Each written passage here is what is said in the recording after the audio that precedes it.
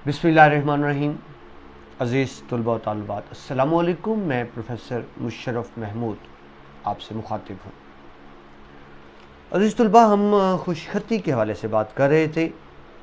मैं आपसे बारहा अर्ज़ करता हूँ कि बोर्ड में एक एक लफ्ज़ नहीं पढ़ा जाता, इज्तमाई तासुर लिया जाता है और आपको नंबर लगा दिए जाते हैं।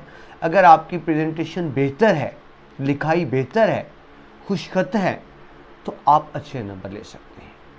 इस सिलसिले में पहले 2 लेक्चर्स हो चुके हैं, मैं मुख्तसर दोहरा दूँ। पहले लेक्चर में हमने देखा था कि कलम को किस तरह से पकड़ना है। दोबारा देखिए, मैं आपको रिवाइज कर रहा हूँ, तफसील से बात हो चुकी थी। कलम आपने इस तरह से पकड़ना होता है। यूँ देखिए, ये कलम इस उंगली के साथ बिल्कुल लेटा हुआ है, दरमियान में कोई वक्फा नहीं है, थोड़ा सा हिस्सा बाहर है, अंगूठा मोड़ा हुआ है और बाकी 3 उंगलियों का कोई किरदार नहीं है। आप देखिए, यूँ पकड़ना है कलम। ये बहुत तफसील से हमने पहले लेक्चर में देखा। आप करीब से देखें, यहाँ देखिए उंगली में गैप नहीं होगा। बच्चे यूँ पकड़ते हैं कलम, इस तरह से नहीं। ये उंगली बिल्कुल साथ होगी कलम के, अंगूठा मोड़ा होगा और बाकी 3 उंगली को कोई किरदार नहीं है। इस तरह आप कई घंटे भी लिखेंगे तो आपका हाथ नहीं थकेगा। ये हमने पहले लेक्चर में तफसील से देखा था, मुलाहिजा कर लीजिएगा। उसके बाद दूसरे लेक्चर में हमने देखी थी दायरे की बनावट। ये सबका लेक्चर है, उसमें आपको 5 असूल बताए थे। उर्दू अदब में दायरा गोल नहीं बल्कि बैज़वी होगा, यानी ओवल शेप होगा। निस्फ दायरा लाइन से ऊपर होगा, निस्फ लाइन से नीचे होगा। दायरे का शुरू का सिरा ऊंचा होगा, आखिर का सिरा नीचा होगा। सीधा दायरा, यानी जिस तरह नून है, लाम है, सीधा दायरा 1/3 सीधा होगा और उसके बाद आहिस्ता आहिस्ता गोल होना शुरू होगा। जबकि उल्टा दायरा, जिस तरह ऐन का है, जीम का है, उल्टा दायरा शुरू से आखिर तक गोल होगा। ये हमने तफसील से देखा था और दायरे बनाकर प्रैक्टिस भी की थी। ये देखिए, उल्टा दायरा है तो शुरू से आखिर तक गोल है, सीधा दायरा है तो 1/3 सीधा है, उसके बाद मुड़ना शुरू। तो ये तो अज़ीज़ तलबा था पिछला लेक्चर। अब ज़रा इससे आगे बढ़ते हैं तीसरे लेक्चर की तरफ। वो है शोशों की बनावट।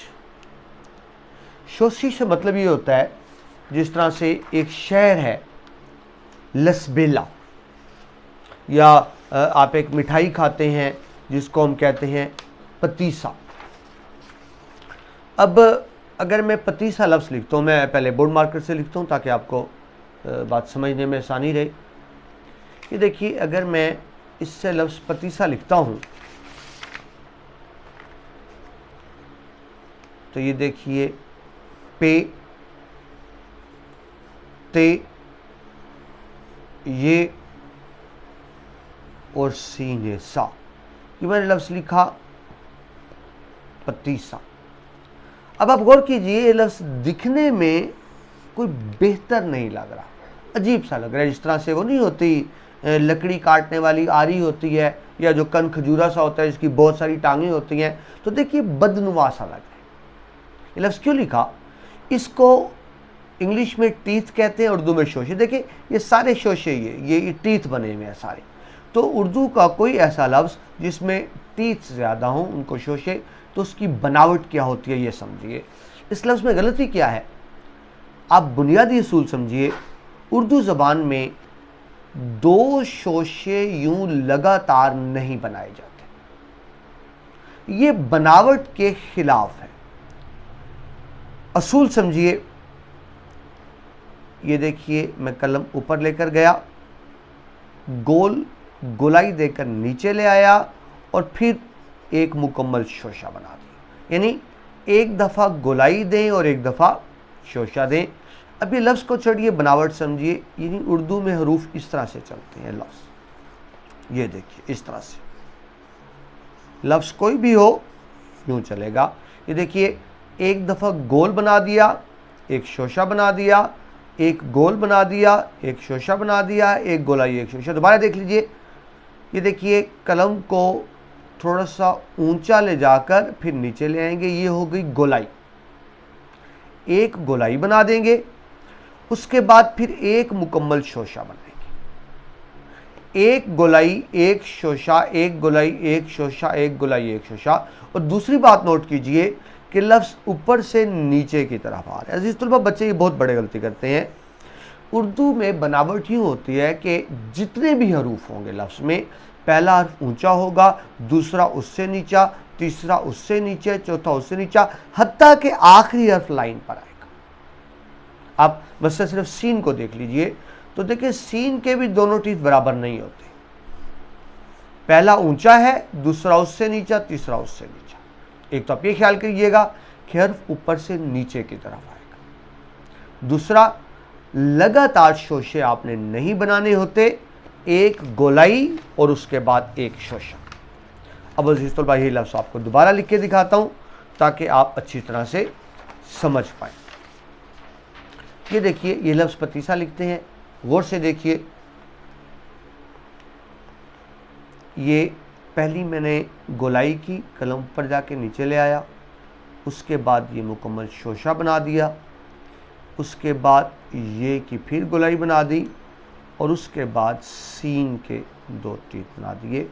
तो ये लफ्ज़ यूं लिखा जाएगा, पतीसा। एक शहर है जी सिंध का, कदीमी शहर लसबेला। दोबारा देखिए, लाम, सीन का एक टीथ ऊंचा, दूसरा नीचा, इसके बाद ये की गोलाई, ये शोशा, इसके बाद फिर एक गोलाई और शोशा, लसबेला। आप यूं लिखिए, सीन बे ये लामिला, ये लाइन है। यानी आप यूं शुरू करेंगे कि आखिरी हर्फ लाइन पर है। दोबारा समझ लीजिए, आज हम मश्क कर रहे हैं शोशों की। आपको बताया कि उर्दू में दो शोशे लगातार नहीं होते। यूं दो शोशे तीन शोशे बना देना गलत होगा। एक मरतबा आप क्या करेंगे, कलम को थोड़ा सा ऊपर ले जाकर नीचे ले आएंगे, गोलाई बना देंगे और दोबारा फिर मुकम्मल शोशा बनाएंगे। अगर आगे लफ्ज़ जा रहे हैं तो यूं ही एक दफ़ा गोलाई बनाएंगे और फिर यूं शोशा बनाएंगे और हर्फ हमेशा ऊपर से नीचे की तरफ आएगा। अजीज़ तलबा, इंग्लिश में आप यूँ नहीं करते। देखिए, मैं अगर इंग्लिश लिख रहा हूँ तो ये देखिए, ये तमाम हरूफ बराबर लिखूँगा इस तरह से, इस तरह से करके बराबर पैरेलल होगा। लेकिन उर्दू में यूँ नहीं होता। उर्दू में मसलन मैं सिलेबस लिखता हूँ लफ्ज़, तो देखिए ये सीन के दो टीथ, लाम की गोलाई, फिर शोशा और फिर सीन के तीन, सिलेबस। ये क्योंकि दायरा है दा तो आधा लाइन से नीचे है तो ये, लेकिन लफ्ज़ देखिए, लफ्ज़ ऊपर से नीचे की तरफ। तो ये तो अजीज़ तलबा ने मार्कर से लिखा, बोर्ड मार्कर से। अब हम इसकी कलम से प्रैक्टिस करते हैं, इसी बात की, बारीक कलम से। कलम पकड़ने का अंदाज भी देखिए कैसे पकड़ा है, दायरे की बनावट भी ज़हन में रखिएगा। अब मैं वो अल्फाज लिखूँगा जो आपको लिखने पड़ते हैं। मसलन आप एक लफ्ज़ लिखते हैं, सबकी इक्तबास की तशरीह, तो अब देखिए सबकी किस तरह से लिखेंगे। दायरा है, ये तो आधा लाइन से नीचे जाएगा, इक्तबास। तो देखिए इक्तबास, काफ है, ते है, बे है, सीन है, तो आप काफ ऊपर से शुरू करेंगे, ते,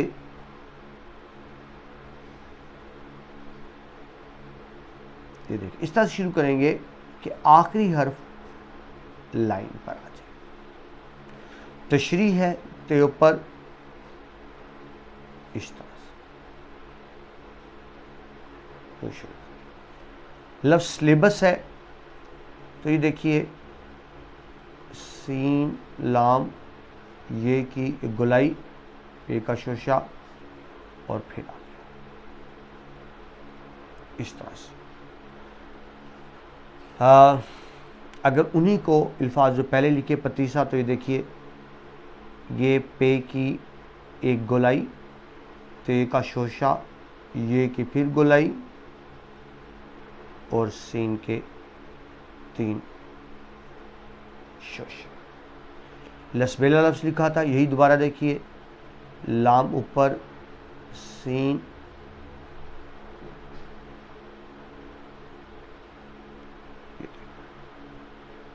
अगर कुछ और लफ्ज़ जिसमें ज़्यादा शोशों का बनावट का इस्तेमाल होता हो, कोई ऐसा वर्ड अगर हम इसको मसलन अगर हम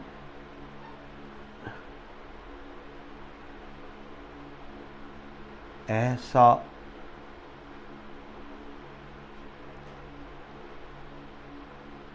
साथ बुनियादी चीज़ समझें जो मैं आपको बता रहा हूँ कि लगातार आपने यूं शोशे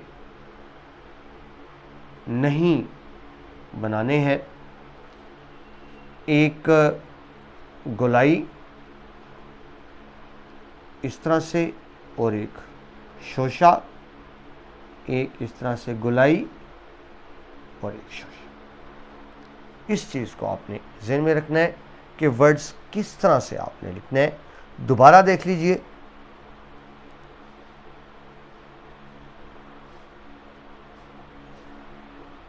हमने लफ्ज़ किस तरह से लिखा। आज हमने बुनियादी तौर पे दो चीज़ों की मशक की। इंग्लिश में आप हर्फ को यहाँ यूँ बराबर लिखते हैं इंग्लिश ज़बान में, मगर उर्दू में जब आप लफ्ज़ लिखेंगे तो क्या लिखेंगे, हर्फ ऊपर से नीचे की तरफ आएगा और इस तरह आएगा कि आखिरी हर्फ लाइन पर आ जाए। और अगर शोशों की बात करेंगे तो किस तरह से करेंगे कि लगातार शोशे नहीं बनाएंगे। एक मरतबा, ये ज़रा बड़ा करके लिखो आपको समझाने के लिए, एक मरतबा यूँ गोलाई बनाएंगे और एक मुकम्मल शोशा बनाएंगे। अगर लफ्ज़ लगातार चल रहा है तो यूँ ही एक गोलाई और एक शोशा, एक गोलाई और एक शोशा, और यूँ ही लफ्ज़ आगे बढ़ता चलेगा।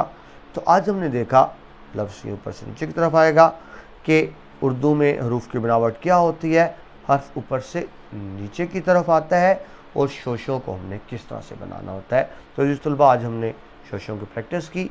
अगले लेक्चर में हम ये देखेंगे कि उर्दू में लिखाई की क्या इकसाम होती हैं, यानी जिसको आप इंग्लिश में आप फाउंड कहते हैं, कितने अंदाज से लिखा जाता है, किस जगह पर कौन सी तहरीर इस्तेमाल की जाती है। ये लेक्चर यहाँ पर मुकम्मल होता है। प्रोफेसर मुशर्रफ महमूद को इजाज़त दीजिए। अल्लाह।